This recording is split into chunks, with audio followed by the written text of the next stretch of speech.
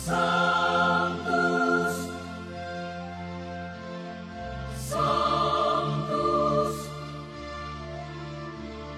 Sanctus Dominus Deus Sabaoth. Bapak, Ibu, dan saudara-saudariku yang terkasih dalam Tuhan kita Yesus Kristus, salam jumpa kembali, salam sejahtera untuk kita semua. Berkat Allah yang Maha Kuasa senantiasa menyertai kita. Hari Minggu tanggal 21 April tahun 2024 adalah hari Minggu Paskah keempat, hari Minggu Panggilan. Marilah kita mendengarkan dan merenungkan bacaan-bacaan kitab suci. Dalam nama Bapa dan Putra dan Roh Kudus. Amin.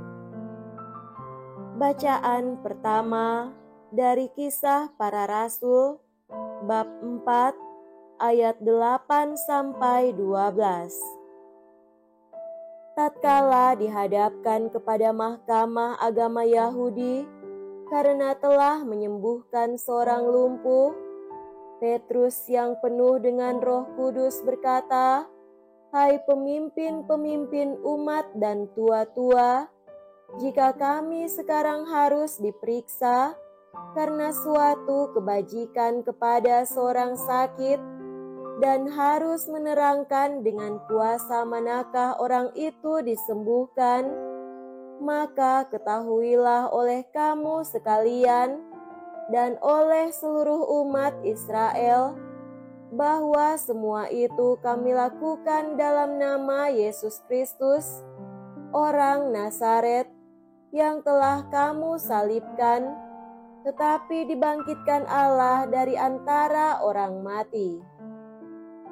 Karena Yesus itulah orang ini sekarang berdiri dengan sehat di depan kamu. Yesus adalah batu yang dibuang oleh tukang-tukang bangunan, yaitu kamu sendiri, namun ia telah menjadi batu penjuru. Dan keselamatan tidak ada di dalam siapapun juga, selain di dalam Dia. Demikianlah sabda Tuhan. Syukur kepada Allah.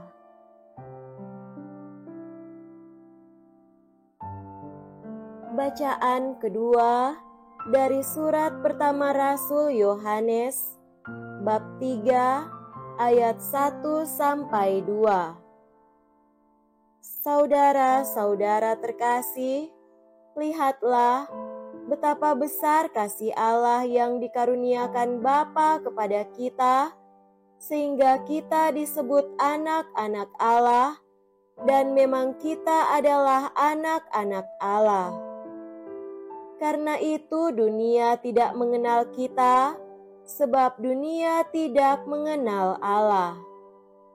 Saudara-saudaraku terkasih, sekarang kita adalah anak-anak Allah, tetapi belum nyata bagaimana keadaan kita kelak. Akan tetapi, kita tahu bahwa apabila Kristus menyatakan dirinya, kita akan menjadi sama seperti Dia, sebab kita akan melihat Dia dalam keadaannya yang sebenarnya. Demikianlah sabda Tuhan. Syukur kepada Allah.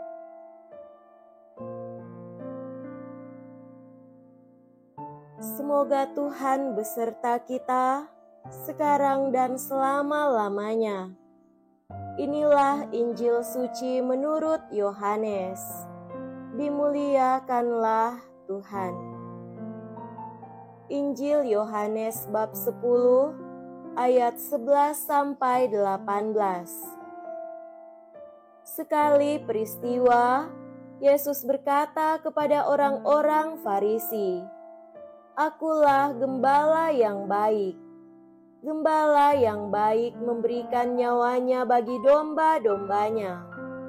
Sedangkan seorang upahan yang bukan gembala dan yang bukan pemilik domba-domba itu sendiri, ketika melihat serigala datang, meninggalkan domba-domba itu lalu lari, sehingga serigala itu menerkam dan mencerai-beraikan domba-domba itu. Ia lari karena ia seorang upahan dan tidak memperhatikan domba-domba itu. Akulah gembala yang baik.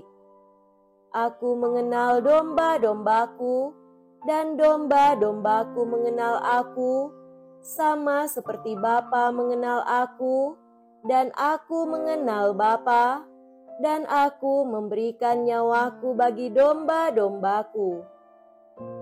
Ada lagi padaku domba-domba lain yang bukan dari kandang ini. Domba-domba itu harus kutuntun juga. Mereka akan mendengarkan suaraku, dan mereka akan menjadi satu kawanan dengan satu gembala. Bapa mengasihi aku, oleh karena aku memberikan nyawaku untuk menerimanya kembali. Tidak seorang pun mengambilnya daripadaku, melainkan aku memberikannya menurut kehendakku sendiri.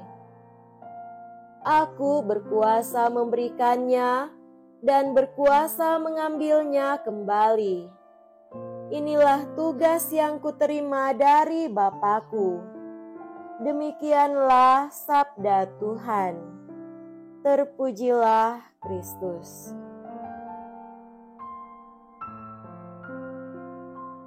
Saudara-saudariku yang terkasih dalam Tuhan kita Yesus Kristus, tema renungan kita pada hari ini adalah gembala versus orang upahan.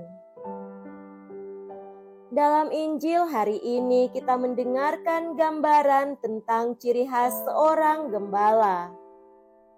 Kehadiran seorang gembala amat berarti bagi domba-domba, sebab hidup dan mati mereka tergantung pada pemeliharaan dan tuntunannya. Dalam konteks seperti inilah, Allah sering disebut sebagai gembala dalam kitab suci.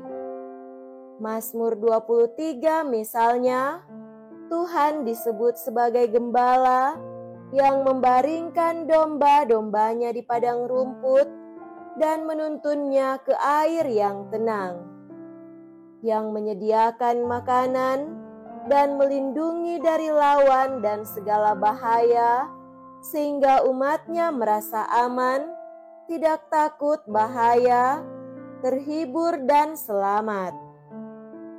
Yesus menyebut dirinya sebagai gembala yang baik. Sebagai seorang gembala, Ia memastikan supaya domba-dombanya mempunyai hidup dan mempunyai hidup itu dalam kelimpahan.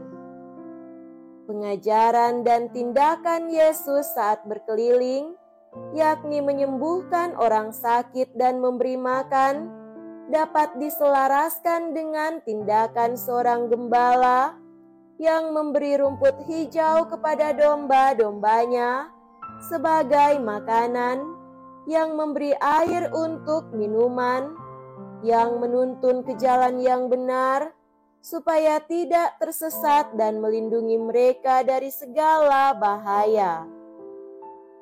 Ia memberi mereka rasa aman, sehingga percaya dan bergantung kepadanya.